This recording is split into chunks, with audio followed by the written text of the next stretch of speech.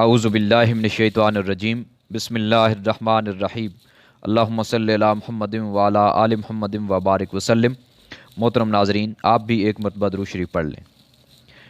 آج کی ویڈیو اسلامی تعلیمات کے ایک انتہائی اہم پہلو کے بارے میں ہے، جسے ہم اپنی روزمرہ زندگی میں اکثر نظر انداز کر دیتے ہیں۔ حالانکہ یہ پہلو اس قدر اہم ہے کہ اس سے نظر انداز کرنا جہنم جانے کا اور اس کا خیال رکھنا جنت میں جانے کا سبب بن سکتا ہے۔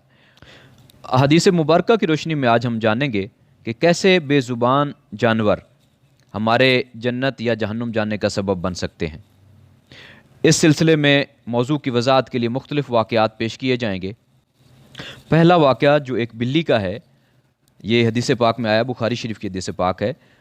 سیدنا عبداللہ ابن عمر رضی اللہ تعالیٰ عنہما سے مروی ہے کہ رسول اکرم صلی اللہ علیہ وآلہ وسلم نے ارشاد فرمایا، ایک عورت بلی کی وجہ سے دوزخ میں چلی گئی۔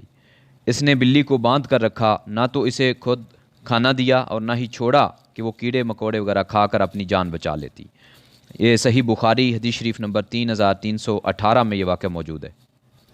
ایک اور حدیث پاک جو صحیح بخاری کی ہے، اس میں کتے سے متعلق ارشاد ہے، اور یہ بھی سرکار دو عالم صلی اللہ علیہ وآلہ وسلم نے ارشاد فرمایا، راوی سیدنا ابو ہریرہ رضی اللہ تعالیٰ عنہ ہیں کہ ایک شخص سفر پر جا رہا تھا، کسی راستے میں سخت پیاس لگی، اس نے ایک کنویں میں اتر کر پانی پیا، پھر باہر آیا تو دیکھا ایک کتا بھی ہاں پر آیا اور پیاس کی شدت کی وجہ سے کیچڑ چاٹ رہا ہے۔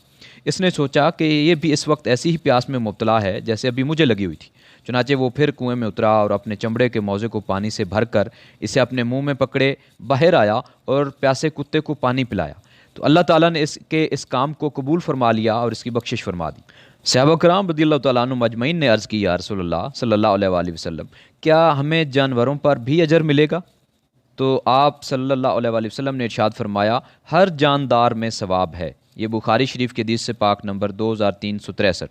اس کے علاوہ سنن ابو داؤد، مسند احمد میں بھی روایات موجود ہیں، چڑیوں اور چیونٹیوں سے متعلق واقعات جو احادیث مبارکہ میں ہیں کہ ایک مرتبہ آپ صلی اللہ علیہ وآلہ وسلم سفر پر تھے، کسی کام سے آپ باہر تشریف لے گئے، واپس آئے تو دیکھا کہ ایک چڑیا بے چین ہو کر آپ صلی اللہ علیہ وآلہ وسلم کے ارد گرد چکر لگا رہی اور بے چینی کے عالم میں اپنے پر زمین پر بچھا رہی۔ تو آقا کریم صلی اللہ علیہ وآلہ وسلم اس پریشانی کو سمجھ گئے۔ آپ نے ارشاد فرمایا کہ کس نے اس کو بے چین کیا ہے، اس کے بچوں کو اٹھایا ہے۔ اس چڑیا کے 2 بچے تھے جو آپ صلی اللہ علیہ وآلہ وسلم کی ہدایت اور حکم پر ان کو چھوڑ دیا گیا اور وہ چڑیا پرسکون ہو کر چلی گئی۔ اسی طرح چیونٹیوں کی بستی جس کو جلا دیا گیا تھا، اس کے بارے میں آپ صلی اللہ علیہ وآلہ وسلم نے ارشاد فرمایا کہ خالق کے سوا کسی کو یہ حق نہیں پہنچتا کہ کسی مخلوق کو اس طرح جلائے۔ محترم ناظرین، ایک ہرنی کا ایک انتہائی ایمان افروز واقعہ کہ ایک مرتبہ آپ صلی اللہ علیہ وآلہ وسلم سفر پر تھے، ایک جنگل کے قریب سے گزرے تو ایک ہرنی جس کو ایک شکاری نے شکار کر لیا تھا، اس ہرنی کا ایک چھوٹا سا بچہ تھا، دودھ پیتا۔ تو ہرنی نے جب آپ صلی اللہ علیہ وآلہ وسلم کو دیکھا تو پکارنے لگی۔ آقا کریم صلی اللہ علیہ وآلہ وسلم نے اسے شکاری سمیت اپنے پاس بلایا تو ہرنی کی داد رسی فرمائی۔ ہرنی نے عرض کیا کہ میرا چھوٹا بچہ ہے جس کو اور کوئی دودھ پلانے والا نہیں ہے، آپ میری ضمانت دیں تاکہ میں واپس جاؤں، اپنے بچے کو دودھ پلا کر واپس آؤں گی اور خود کو شکاری کے حوالے کر دوں گی۔ آقا کریم صلی اللہ علیہ وآلہ وسلم نے اس پر شفقت اور نرمی فرماتے ہوئے شکاری کو ضمانت دی کہ اسے چھوڑ دے، یہ بچے کو دودھ پلا کر واپس آئے گی اور خود کو تمہارے حوالے کر دے گی۔ چنانچہ ایسا ہی ہوا، وہ ہرنی گئی، اس نے اپنے بچے کو دودھ پلایا اور واپس آ گئی، خود کو شکاری کے حوالے کر دیا۔ سبحان اللہ، انتہائی ایمان افروز واقعہ ہے۔ ایک مرتبہ ایک اونٹ سرکار دو عالم صلی اللہ علیہ وآلہ وسلم کی خدمت اقدس میں حاضر ہوا اور بلبلانے لگا، گویا اپنی زبان میں اپنی داستان غم سنانے لگا۔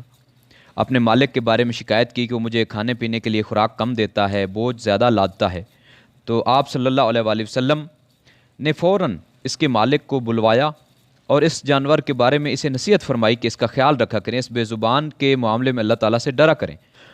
اب آئیے محترم ناظرین، اس پہلو کی وضاحت صحابہ کرام رضی اللہ تعالیٰ عنہ مجمعین کے عمل سے بھی کرتے ہیں۔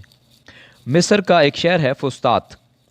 اب تاریخ کی روشنی میں دیکھتے ہیں کہ اس کا یہ نام کیسے مشہور ہوا۔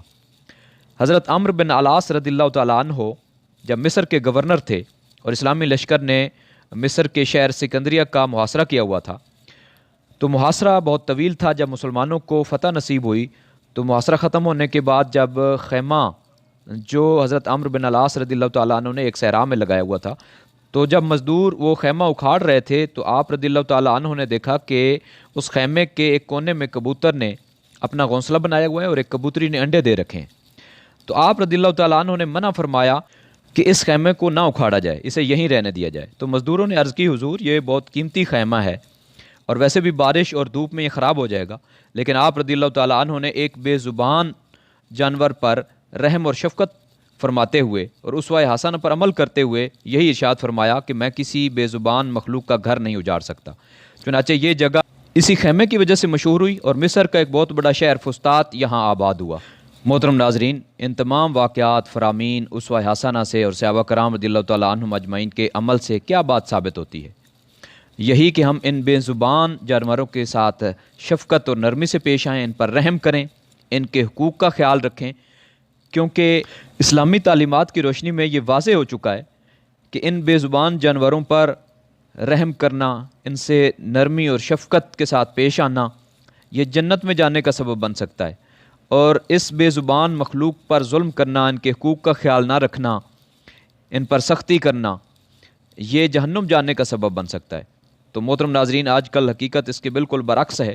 ان بے زبان جانوروں پر رحم کرنے کی بجائے، ان پر ترس کھانے کی بجائے اور ان کے حقوق کا خیال رکھنے کی بجائے انہیں مارا جاتا ہے، ان پر سختی کی جاتی ہے، بوجھ زیادہ لادا جاتا ہے، ان کی طاقت سے زیادہ لادا جاتا ہے، انہیں آپس میں لڑا دیا جاتا ہے، ان کو باندھ کر مارا جاتا ہے۔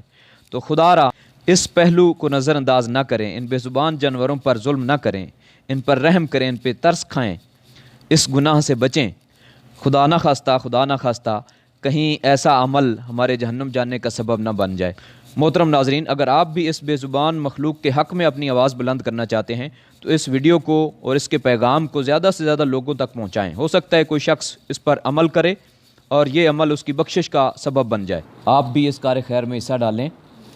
ایمان افروز چینل کی مزید مستند اسلامی معلومات پر مبنی ویڈیوز کے لیے اسے سبسکرائب کر لیں، نوٹیفیکیشن بٹن بھی پریس کر دیں۔ اللہ کریم ہمیں اسلامی تعلیمات پر کما حقہ عمل کرنے کی توفیق عطا فرمائے۔ فی امان اللہ۔